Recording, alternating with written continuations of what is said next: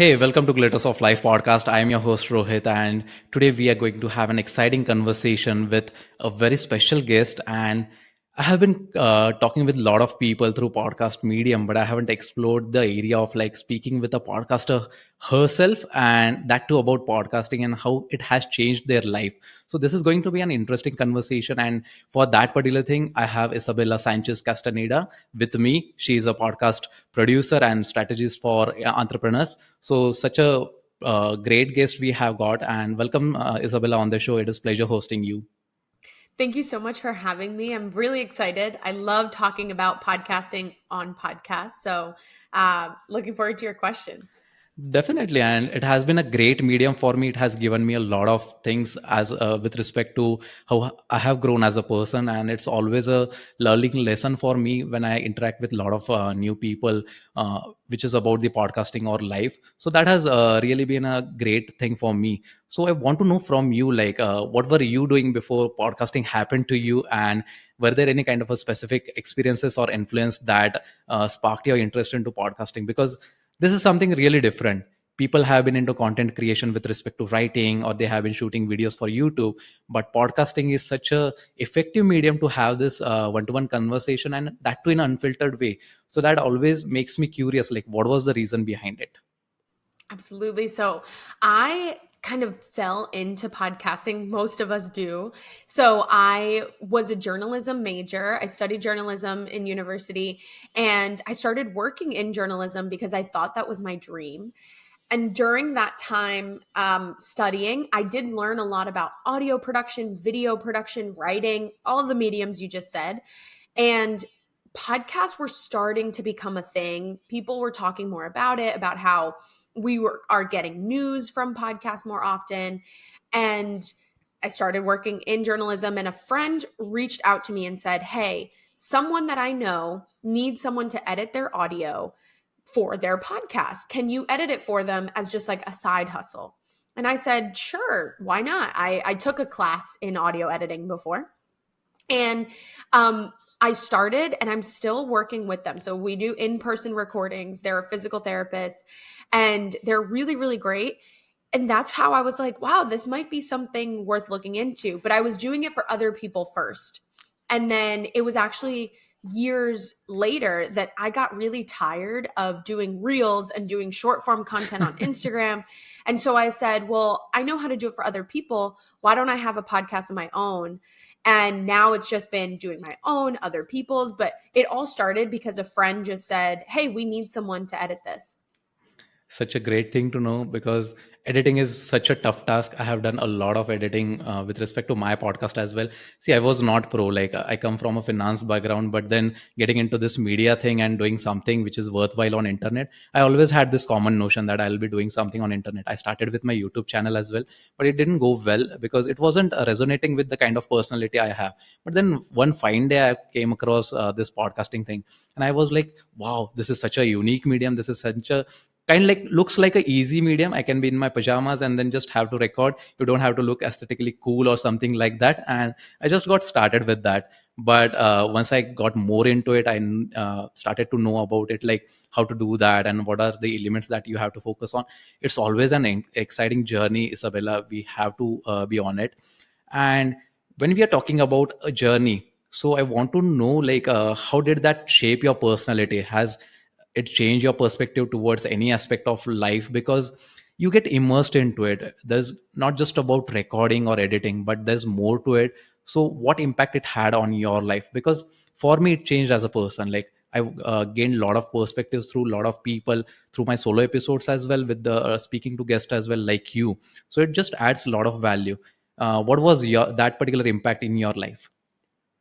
Yeah, I think the main thing is when working with clients on their podcasts, I am always affirming that they have something important to say. And when people think of podcasting, they often think only of guest shows like what Yeah. we're doing right now. And they forget that they, as a host, have a lot to give and a lot to share. And so I encourage a lot of my clients to do more solo episodes, to put out more of what they have to say. And inevitably, it creates this fear, this insecurity of, I don't have something good to say. Someone else has already said it. Someone else is more important than me. Those kind of doubts pop up. And so I've learned through affirming it in my clients, I affirm it in myself of actually we each have something really impactful to share with the world because we each have had our own experience. And Yeah. so just affirming that regularly, showing up to the microphone and saying, it's worth listening to. And how do I show up in a way that is worth listening to? How do I hold myself to a higher standard so that you also see the value? Definitely. And when we are speaking about the value, there is immense value. It's more about like how well you go into that particular medium, what kind of value you are looking out for there. Because we have seen there have been a lot of podcasts who are just willing to start their own show just because there is a lot of trend right now going on. You have to start podcast. That is such a unique perspective to the industry itself. But when we are thinking about the consistency and the kind of efforts it takes, like you being the strategist, the producer, like what are the backend things that you have to take care, that is making the job easier for the clients as well, so that they can record, they feel safe into that particular space. I myself work into that particular production company as well, where we bring out the podcast for the clients. So it's a very creative journey, it's a very different journey, and we get to learn a lot, like the kind of people we have, the kind of people we interact with. So it's more about that particular value. But when we are talking about that particular journey, I want to take you back to your first episode. Like, what was it sounded like? What did look like? Were there any kind of insecurity or the imposter syndrome that you got into? Just get back to those particular good old days. I love this question because it was so bad. So I decided, like I mentioned, I was having a really hard time being creative with my short form content, and I was so burnt out by it. And I heard a video of Gary Vee say every personal brand should have a podcast, and I said, Yeah. okay, I'll do it. And that day, I had a microphone from way before. So I just pulled it out and I said, okay, I'm going to record. I recorded straight into GarageBand and on my computer, and I just started talking, and I put my phone to like the side. It wasn't even like right in front of my face. It was kind of off to the side. And I just started talking. And I said in that episode, it's still up, visible with Isa Media Inc., episode 1. It had a different name at the time. And I said, I don't have a title. I don't have cover art. I don't know what I'm saying. I'm just going to start talking. And I did. And then I did 30 days of episodes, 1 episode a day. And those 30 episodes are so embarrassing to me, but I leave them up there because they were me just like going on a riff, Yeah. on a Yeah. rant. I was trying to play with like, is this going to be relatable? Do people want this? I told stories. I thought I was funny. It was so interesting. And then I had someone on my team look at the video and say like, hey, have you ever thought of maybe just looking at the camera and not having it off to the side super far away? Or hey, have you ever thought of maybe outlining what you say so that you don't lose your place so many times in your episode? And I was like, huh, what a concept. That's so interesting. And over Yeah. time, I've actually gone to the opposite end of the spectrum where I really, really value structure and I value planning in your episodes so much. But those first 30 episodes were just whatever came out of my mouth. And I love them for what they are, but I'm very embarrassed by them. Totally relatable, because that during that particular, when I started, like it was 2019, and during that particular time it was just pushed that you have to get started, you just need a mobile phone recorder. I just followed that particular advice and I started to record with a mobile phone recorder. I didn't even had that kind of a tempo, pitch, or whatever good things you need to be a good podcaster. But for me it was more about the message that I'm putting into for the audience. It was more about the value. And I do remember my first episode was like how to have that vision for the successful life. So it's more about the vision I created through that particular podcast for myself. I wanted to get into that particular journey. That makes me think something really good is that you said it's the value for the audience, right? And I think the big difference between episodes, those early episodes for me, and the episodes that I do now is that I'll be honest, those early episodes were all about me. I Yeah, said, I yeah. want to talk. I want you to hear me. I want you to know about me. It's all about me. And now it's all about what can I give you? What can I share with you? What can you walk away with as my audience? And that shift in who is actually the star of this show, it's my Right. audience, can make such a difference. And so if anyone who's listening is thinking, well, how can I improve my show? Or how can I make sure that people actually want to share it? How can you make it about the person listening more than about yourself? Definitely, and it's more about the storytelling approach that comes into picture when you are into that particular podcasting thing, because you are speaking to that particular one listener or one viewer, and you just have to make a whole lot of difference into their own life, because somewhere out there they are willing to learn something out of that particular episode, and if we are giving that element to the audience, then we are going to win. We are going to get good feedback, and something it pushes us to do much more better and harder as well. So that is the most exciting part. Now I enjoy. People do ask me like how you stay consistent. For me it is like a creative juice. Like after 9 to 5, this is something that I do differently, and that is the reason I keep on being consistent. But things might have changed as a beginner and now as a pro thing for you as well. So what were the major differences into that particular journey when you started as a beginner? What kind of challenges that you had to face, and what has what is right now that has been a lot easier to you? I think I would go back to the structure piece of in the Okay. beginning, it felt really difficult to structure because it felt like I was limiting myself. And it felt like by putting structure, I was going to be less authentic. And this is a conversation that I now have with clients all of the time. That actually, by bringing structure, by bringing planning into my episodes, I can be more authentic because I'm not self conscious about what the message is going to sound like. I know exactly what it's going to sound like. And I can make sure that it incorporates the stories that I really value as part of my story, that it incorporates examples that I know are really going to connect well with the people I work with or the people who are listening. And I can show up with energy and with excitement to really translate how much I love what I'm talking about with my people. And it's the same thing with my clients where you can feel how much they care because of how much they planned. And there's a an author and a leadership coach and consultant, John Maxwell, who talks a lot about how in your communication you have to love the audience, and Yeah. you love the audience most when you plan, when you prepare, when you show up to the speech, the episode, the call with notes, with things to talk about, with things that they're going to walk away with. And that was in his recent book, The 16 Laws of Communication. And I just think of that anytime I'm creating an episode for myself or for my clients, is like, how can I love the audience through structure? Obviously such a great thing, and definitely these are the real insights. The one key takeaway I feel is that you are just going all in with the purpose. That is something, it's a big word. When we have the purpose, then we have the intent to carry forward it for the longer period of time.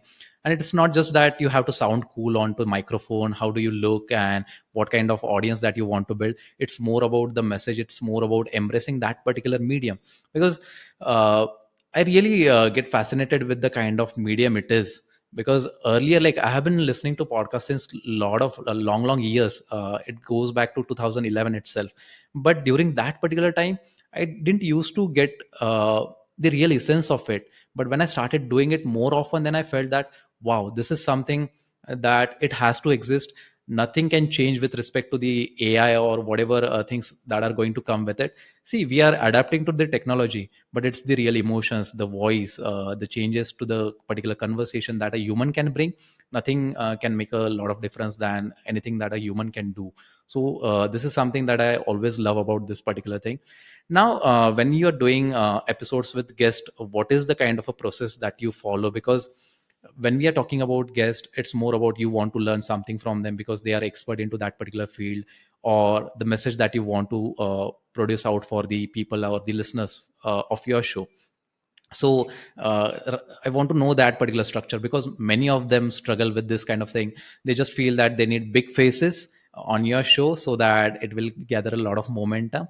But whatever strategies that I have used for my show, it has been totally reversed. So I want to know your opinion onto that.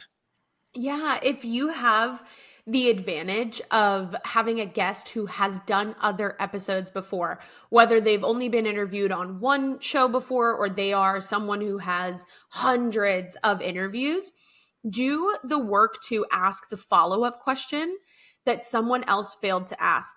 So there's so many times where you listen to a podcast and you say, "Wow, they just said something really good right there," and the host ignores it. They move on and they don't say anything. And that's okay because the host is thinking about 600 things. You ask that question and you come into the interview and you say, "Hey, on the interview you did with so and so 3 months ago, you said that you felt like this. Can you tell me more about how that felt and what brought you to that moment?" And it just shows the person that you care about going deeper than the same basic questions of, where did you grow up? What did you study in college? How did you start this company? So many people talk about that, but talk about the things that they want to talk about, which is in those previous episodes, what was left. If the person has never been interviewed before, you still typically have content. Go Yeah. through their Instagram, go through their Twitter, go through their LinkedIn. What did they talk about? And ask them, "Hey, you made a post about this thing. Can you tell me about it?" Because if they made a post about it, it means that they care about it and they want to talk about it. So that's how you can create questions that are a little bit more interesting. And that person feels like, wow, you took the time to get to know them. Right, and that is the right approach because we are filling up the gaps. It's not that we have to keep on repeating that particular common thing again and again. Like, what is the kind of strategy that you use? What has been your life? It's more about like what different the stream of perspectives that you can bring from that particular episode. That will create a huge difference, because many of the times people do ask me like, "Hey, like you have done a thorough research, and this has been a great question." People don't often do that kind of a research because for them it's just about filling that particular slot of hosting someone or like releasing episodes. Yeah, I think a great example of this is if you watch Hot Ones with Sean Evans, Yeah. everyone says, "Wow, you really prepared."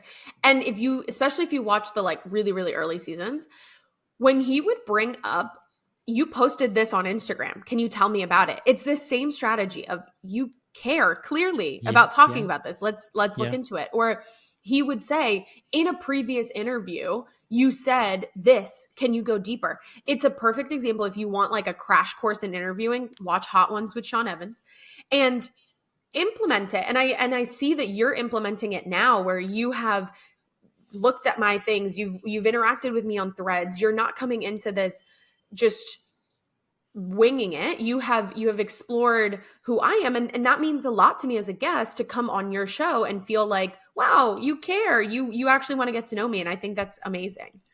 Obviously, and it's not just about like who is going to talk about that particular topic, but then what really excites me about that particular person, that really sets the tone for the conversation. It's more about like I'll be able to get known to you, I'll be able to know your journey, I'll be following, I'll be learning from you as well. It's not just that once this episode is done we are done. It's more about like how we can collaborate, how we can add a lot of value to the community of the podcasters and the industry. That does make a lot of difference because each and every industry differs according to the country they are into. The American European culture is different than what we have into the Indian context. Here people perceive in a very different way. Most of them are like following the influencer things because being a hugely populous country, we have a lot of creators who are embracing that particular thing. I have seen that particular transition. The people who were YouTubers in the early days now are the podcasters, just because the trend has set up. But it's more about the one-to-one conversation, how they have to grow into that. For that we have to start, and the current landscape of podcasting does look good, Isabella, is what I feel. So what are the current trends that feels like it's an exciting thing, and what challenges do you think are still prevalent into the industry, and what good things we can bring to the industry? I think the biggest challenge is still consistency and staying with podcasting. I just saw that only 17% of podcasts on Apple are active, and they label a podcast active as having posted an episode in the last 90 days. So only 17 are actually creating episodes consistently to be considered active. And while of course there's shows that have stopped and there's shows that are mini series and so they don't need it, that's fine. But for the average podcaster, that means that they gave up for one reason or another. Yeah. And it's not that everyone should push forward with it for 11, 20 years, however many years, but it's this idea of preparing yourself to understand the work that it actually requires so that you can be consistent and you can do it well. So pod fade will always be there. I think another trend that we are seeing and that I'm very happy about is more people doing solo episodes. So a lot of the big podcasts have the same guests. So, for Yeah. example, I love Dr. Gabor Mate. He was on all of the major podcasts in the span of like 3 months promoting his book. And he's amazing. And I think, great, go promote your book. But then what is being added to each one of those conversations? Not always a lot. So many people now are asking for solo episodes for digestion, for specific action steps from someone that they trust, rather than just more and more interviews because the information is like up here and they can't Yeah. do anything with it. So I think we will see a lot more people doing solo episodes where they get to show off their expertise and then bringing in the occasional guest and saying, okay, this person is going to talk to us about this. And then they follow it up with a solo episode where they give their opinion on what that expert said. Obviously, and I love doing solo episodes, and it might be same with you as well, because it's more about the comfort that you get when you're speaking to yourself, or the kind of zone you get into while recording those solo episodes, because it's a very different experience. You're just listening to your voice, and there's a stark difference in once you're listening to the audio and video and just the audio. So the consumption, the kind of intent that it gives through just the audio thing, it's totally on a different level. And I do agree with you with respect to the solo episodes that people should be doing that, because it's their own show. It's about showing their expertise, and if many people are going to keep doing on a consistent basis, I feel that it will build thought leadership and the authority as well into the industry, so that people recognize you as a podcaster. Because ultimately, having those guest interviews and getting a good reach is again a part of strategy. But how you're embracing to the title of podcaster, that truly reflects from the solo episodes, is what I feel. And you have been doing a lot of episodes, like you have produced more than 300 plus episodes for the people out there. I want to know any kind of funny incidents or the hilarious mishaps that might have happened, or technical disasters, because we all go through it. So is there any kind of a funny story that we can share with our audience? I think it's just so many stories about recordings getting messed up. So one was just I did use GarageBand, and GarageBand has this metronome feature, and Yeah. I left the metronome feature on. And so I did a solo episode that was just so good. I was obsessed with it. I was like, this is amazing. And I went and I listened to it, and I didn't listen to it in the moment. I listened to it later, which was a big mistake. And the metronome click is just all you hear in the background, and so I couldn't salvage it. It was very sad. And just a lesson in check your audio when you're still in your setup, when you're still have the microphone and the lights up. I think so many of them are just sad of losing audio with like great guests, or losing audios during solo episodes. Anything from the microphone not being plugged all the way in, to the interface that we use getting unplugged, or the lights going out, just all of these little things that actually have led me to create this 2-week buffer rule, where I always talk about how I am 2 weeks ahead of schedule with my recording and my editing, because it gives me time to have those things happen and it not sacrifice my consistency and it not stress me out. And so, bad lessons always lead to good, or bad mistakes always lead to good lessons, right? I'm trying to think if there's anything that's like really funny. Most of the time, no. Most of the time it's just, oh, we went through the episode, we're like, wow, that was so good. And then it didn't record, or the Oh. microphone was buzzing. So that all happens. And I think the biggest thing for your audience to know is that It's okay. Even if you've produced more than 300 episodes, even if you've, of my show, I have over 100 episodes, and Yeah, yeah. they, it happens all of the time and it's okay. It doesn't mean anything about you. It just is technology. And so you definitely want to keep pushing forward and just re-record. Obviously. Yeah. And I love this. Like, we have the ability to record on a remote basis so that we can connect with guests from different regions and the countries, so that it becomes more kind of intimate conversation. One fine day, like, I recorded with a guest, and it was supposed to be the video and the audio both. But then somehow I just selected the audio medium. The settings were turned off, and I had to lie for that particular moment. I realized it, like, where's the video? I was so surprised, like I couldn't record the video, and that particular guest was asking, like, when we can, when is the video going to come out? And I was like, sorry, there was some kind of a technical issues, and we couldn't record the video. But then we rescheduled it. So it is more the part and parcel of the journey that a podcaster do understand. And you being that particular person, you did agree, like, how it works. And let's play a small rapid fire out here, so that it's just going to be a simple one. So when we are talking about this or that, what's for you? Like, is it the long form interviews, or like the quick news segments that excites you with podcast? I will choose solo episodes, short to the point, 10-minute episodes where I get to know the host every day. Great. One follow-up question with respect to the solo episodes, because people feel that 10 minutes is so less to put out a lot of value. How can they shrink that particular value into those 10 minutes? Tell a really good story. So, what is a story that can create the example? Or I love to create hypothetical clients and make them really dramatic and say, oh, this person was struggling with this. And I let them know at the beginning of the episode, like, this is a fake client.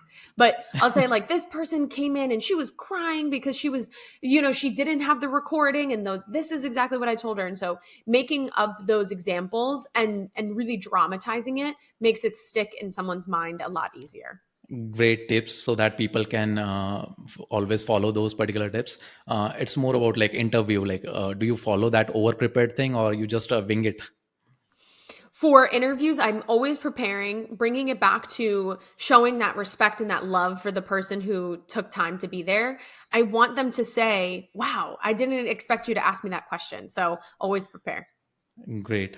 Monetize through ads, subscription, merchandise, or any of your strategy to monetize?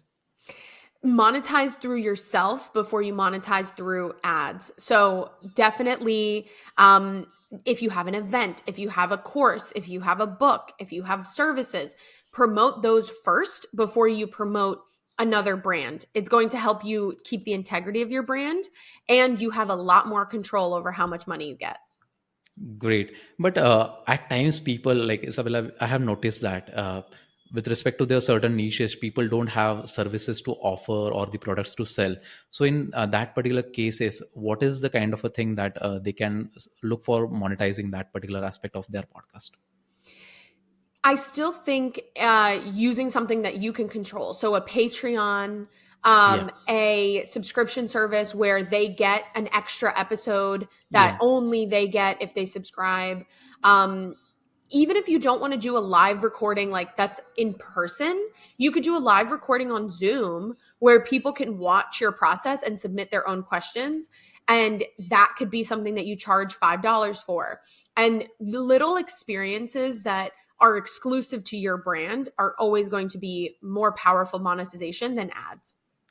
interesting. And I hope people will follow this particular advice, because it is much needed. They are totally trying to figure it out. What are the ways and mediums that I can look out for? And again, the industry gets saturated with the kind of advice that goes into that particular medium. So it's a lot easier to then figure it out. Yeah, the one thing I will say, if you definitely want to go for sponsorships and ads, can you go local? Can you go Yeah. to the person close to you who has a grocery store and say, hey, 50% of my audience is actually in this within 10 miles of here. Would you like a sponsorship? Or ask your friend who does have a service, would you like to promote? All of that is going to be better. One, because you're helping your community, and two, because you can control that deal more than if you go for CPM, like cost per milli, Yeah, or cents per million, whatever it is, ads, because you're never going to see a return on those unless you have right. millions and millions of views. Versus the sponsorship that's local, you can help more people and actually get paid.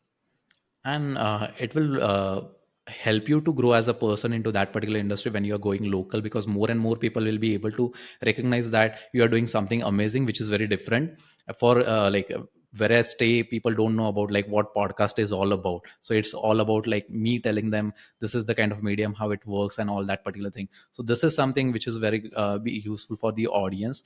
Now coming back to the live thing and the podcasting thing that you are doing, it happens that it may like how do you ensure that particular podcasting doesn't consume your entire life, because you're totally now into it, you have been producing for the client, so maintaining those healthy boundaries does become a priority. So how you're managing that particular aspect? So I think of two main boundaries that I keep. One being in terms of what I share, I always keep a 3 week buffer where if I have a story, something that was wild that happened with a client, and I'm like, I want to record this right now, I will tell myself, write it down. You can record it in 3 weeks because hindsight is 2020. We know that we will feel differently when time goes by. And so we just always want to put our best foot forward. So, in terms of what I share, that's the top boundary. In terms of what we create, the structure of batching episodes is what helps me really contain it. So, with myself or with my client, we will record 6 episodes in a day and go to a studio and make sure that it's really nice. But then, if 6 episodes in a day, that's 6 weeks of content that are done. 6 weeks of content that now I'm only worried about editing. I'm not worried about recording, editing, Yeah, distributing, recording, editing, promoting, right? That's when it starts becoming too much. But if you can batch each activity, you will be able to control much more how you structure the time.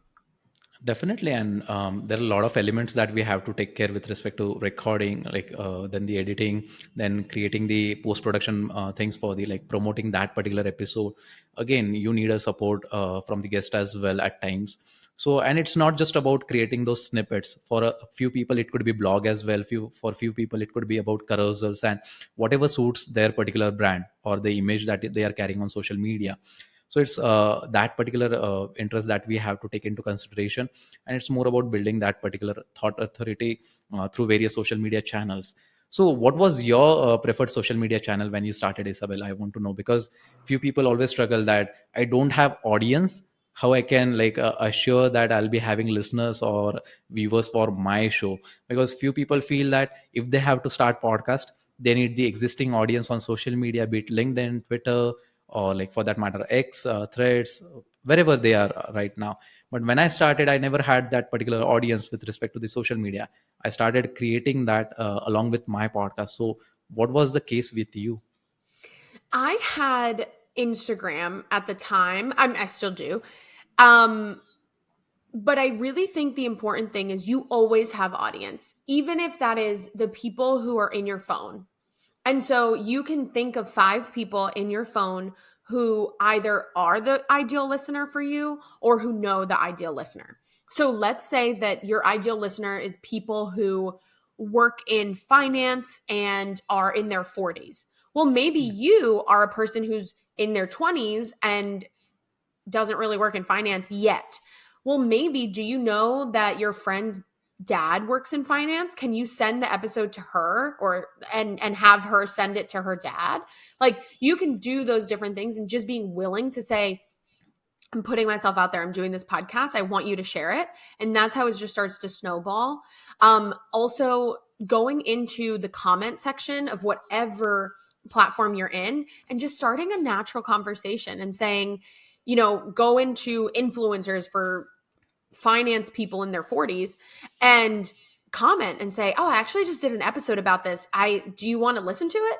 And starting that conversation as much as you can because you can build your audience in that way. I always do that. It's more about like if that particular topic they are talking about, I'll just make sure that I'm adding a plug out there for my podcast, but it's in a more subtle way. I won't push my content to their DMs or something like that. They have to ask for that particular thing, but I'll make sure that I have been creating content, I have been recording episodes. This might interest you. So that is something that we all have to take care about. And it has been such a unique medium, is what I feel. I always say this, and I have been repeating it for the number of times. So what do you think it makes very different? Because there exists a lot of things that people have been doing. So we talked earlier, like they have been writing, they have been into copywriting, or like designing the YouTube thing. But what's that particular differentiating factor with respect to the storytelling and connecting with the others? How does that makes difference through podcasting? So I think that the biggest difference with podcasting is how you consume it. So with writing, typically you're reading a blog and it's a little bit more intentional, or you're watching a YouTube video and you have your eyes on it a little bit. With the podcast, you are incorporating it into your life. So you are using it to go on a walk, to drive, while you're cooking, while you are doing laundry. And so the person or the people who are talking are becoming friends to you, because instead of calling a friend, you have turned on this podcast and you've just heard the two of us talk for 30 minutes and you're like, wow, I actually like what they have to say. And it just feels like the host or the podcast integrates into your life in a really intimate way. Because how many other people are you allowing into your car when you're driving? Imagine two people sitting in your car with you. That's rare, but that's what you're doing when you turn this podcast on when you're driving. Or if Right. you're walking, you have that person like walking right beside you, almost holding your hand. It psychologically is just so much more intimate of a medium. And a little, it's not that it's less intentional, it's still very intentional, but it is in the background of your life rather than something that you're reading in a moment's notice. So true, and it's more about the kind of intimacy that you create with respect to the voice that you have got, the kind of topic that you take up for the discussion, and it's the relatability factor as well. Because people always try to hop onto the trends, but it's more about creating that evergreen content which will always be there for the audience. They can consume at any point of time and at any moment of their life, because that is something that will bring them back to our episodes, is that we have to create.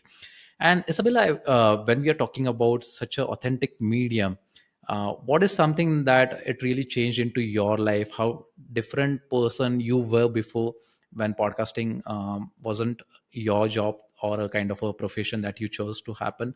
So, as a person, what kind of things that you started noticing in yourself, the kind of changes, or like how people approach to you now with respect to the podcasting thing?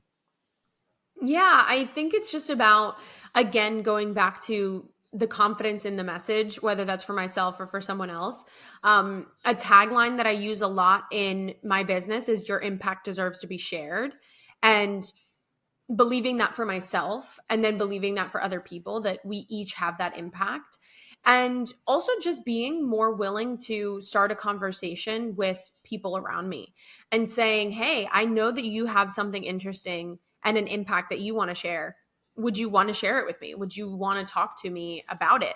And that's not always inviting them to my podcast, but it's just inviting them into a conversation. Podcasting has made me more open to that.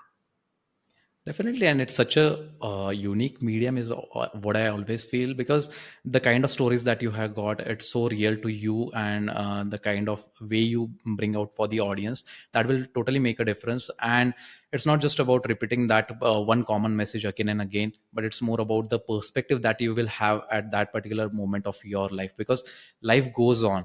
How you are feeling today might be very different from tomorrow. So that is something that again you'll be having a different perspective how you look at that particular moment. So if you have some kind of advice for the people who are willing to start podcast, what would be that particular thing? Because I see daily few people are launching their podcast, or they are onto a kind of a journey where they are creating a buzz around it. They are just yet to record episodes, but uh, at times it just feels that they have to just record that, but there is no strategy, there is no content bucket out there, and they just want to bring out the episodes. So I'm against that particular thing. You need to have that particular thought process behind why you are doing that particular show, because if you know your why, then you'll be having the long term vision for it. So what advice you would be having for those people? I think it's about what we've been talking about this whole time, which is, what does your audience need? How can you make it about them? How can you make it about respecting and loving their time? And so, what if you started with, what are their questions? So, if you are someone who's starting a podcast about dating, for example, Yeah. you don't want to necessarily just talk about your dating stories. Talk about, okay, on Threads, I saw that so many people were talking about dating and how it was really hard for them to know if they should go to a coffee shop or a bar. So then in an episode, you can talk about one dating story where you went to a coffee shop and one where you went to a bar, and just picking up on the things that your audience actually wants to hear about is going to also fuel you to have more episodes down the line. And then the top advice that I always give is just plan ahead. Don't just plan next week's episode. Plan 2 weeks from now. Plan 3 weeks from now. Make sure that you know where you're going next so that it feels more like a journey and not just like constant bus stops where you're like, "Oh, I'm stopped. Why did I stop again? What do I have next? What's coming next?" Have a little bit of foresight into that. Yeah, yeah. That is such a great thing to look at, because many people just start out of curiosity. I'll explore this medium. Then once I'm comfortable with it, I'll able to figure it out a lot of things. But during that particular time, they end up draining a lot of energy into that particular process, and ultimately they quit. And we can go back to that particular statistics that you shared earlier, that people don't continue a lot of times. So we don't have to let that happen. And when you have been doing a lot of episodes, the 100 plus episodes on your show, been producing for the clients as well, there has to be a kind of feedback that always comes into picture. So were there any kind of feedback that really connected with you on a personal level, that is something that you never thought about and might have created a great impact on your life? I think what I mentioned before of making it more about the people listening than Yeah, yeah. myself. Um, the just someone coming to me and saying like, okay, like what's in it for me? Them asking, why do I care about what you have to say? And they weren't saying it in a mean way. They were saying it in a way of like, you have something good, but you're not making it land yet. And so that's something that I take into everything that I do. What's in it for the person listening? How can the person who's listening to us right now take what we're talking about and decide to start a podcast and do it well? How can they make sure that they are putting their audience first? And then I think the other piece of feedback was asking for help. So if there was something that I don't know how to do, it's okay for me to Google it. It's okay for me to pay someone. It's okay for me to have editors. Just not feeling like you have to do everything by yourself in order for it to be good. Right. And I always say this thing to the people who connect with me. If you're looking for the direct ROI at the start, it's more about the feedback that you will get. Because from that particular thing, your learning journey will be getting a lot easier.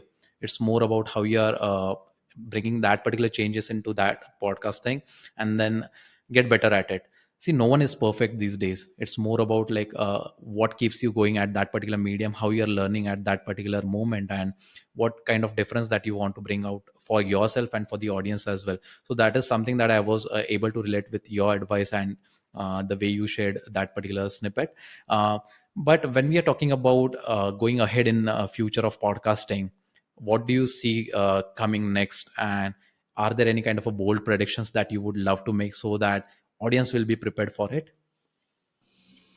I think it's going to continue growing. I think it's going to continue being focused on the small independent creators rather than just the top 10% podcasts. I think we want that local feel. We want that really custom feel. And so there's so much room for quote unquote smaller voices, people who are very niche.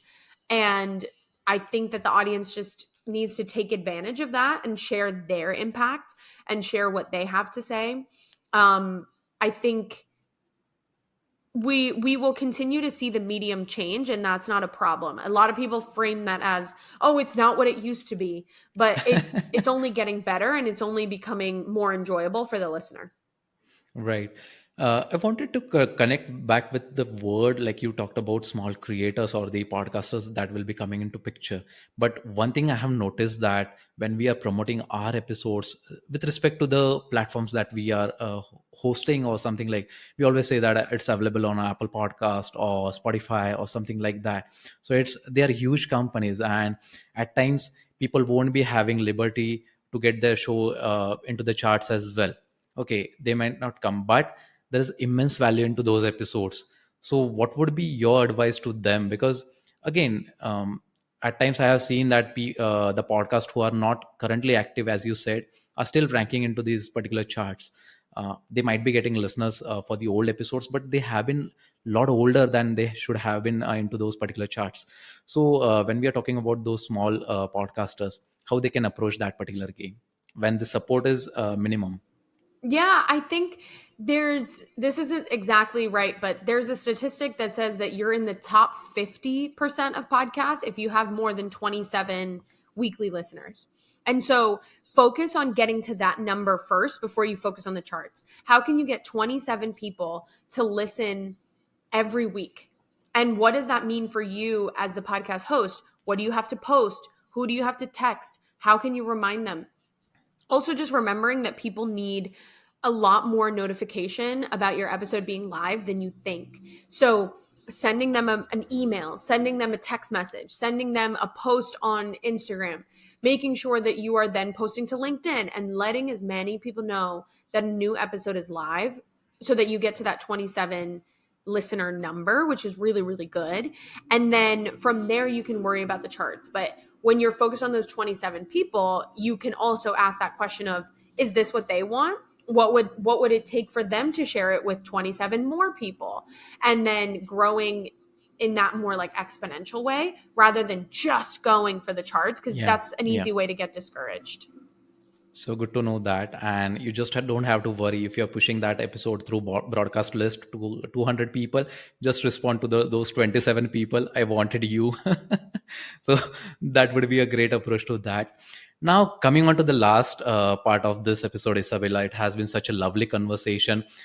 With respect to podcasting, we can go for hours and hours, but somewhere down the line, it has to end. And the ends are always kind of a sad thing, is what I believe. But again, we had a great conversation. Now we are on Glitters of Life podcast. So when we say that glitters of life, what does it mean to you? And if you have to connect with that podcasting as your identity, how would you define that? Because there is something that people want to grow on internet or through any of the medium, and it has to be podcast. I'll always promote that. But how did it change for you? How do you embrace glitters of life as a podcaster? Yeah, I think it's really interesting just thinking of what Glitters of Life brings up. And I think of it as like synchronicities. I think of it as those moments where you're like, wow, everything is coming together. And that doesn't mean that everything came together perfectly or the time that you wanted it or the time that you asked, but I think it's just when everything comes together and you're like, wow, this is better than I could have ever imagined. And so I think of it in terms of podcasting. I think of it when I get to guest on a show like this one where I'm like, wow, I felt really good doing it. Or I get to have a client who does really well and feels really supported, and they say that and I go, oh wow, like that, everything just came together so well in that moment for me to be here in this conversation or for me to be this service provider for them. And all of that has been possible because I've really dedicated myself to podcasting. So good to know that. And it's such a journey for you. It has been such a journey for you. And as I always say, it is written on my t-shirt as well, like be obsessively grateful. And we all have to be grateful for what we are doing. And it is going to get better and better as the days pass on, because we have been working really hard onto the kind of medium that we have chosen for ourselves to grow. And it is such a unique medium. We get to talk with people, we get to share our own wisdom as well, we get to learn how to do a lot of things. And it surely has made us multitasker, but kind of a productive multitasker, I would say. And we have been working as a team as well, so it's more about the contribution. It's like, it's not I, it's we, it's us. So we just have to keep on that particular thing into our mind, that we are for others as well and for ourselves as well, and that is something that you have to embrace. And Isabella, it has been such a lovely conversation with you. I wish like we will be having more and more opportunity to have these conversations again in future as well. And whatever you are doing with respect to your production company and being strategist, I wish you very all the best for your future endeavors, and whatever comes your way, you come out with the flying colors. Thank you so much. That means so much. And I appreciate you putting out the message on threads to connect with podcasters. I think your willingness to put yourself out there is what led to this conversation. And I'm sure what will lead to a lot of great opportunities for us both. Definitely. And if anyone would love to connect with Isabella, I would be mentioning her social links in the episode description, so that they can right away check out those particular links and reach out to her in your capacity, whatever help, whatever advice you would be needing. She's such a great and kind person. So thank you so much again, and stay happy, stay healthy. Bye bye. Take care. Thank you.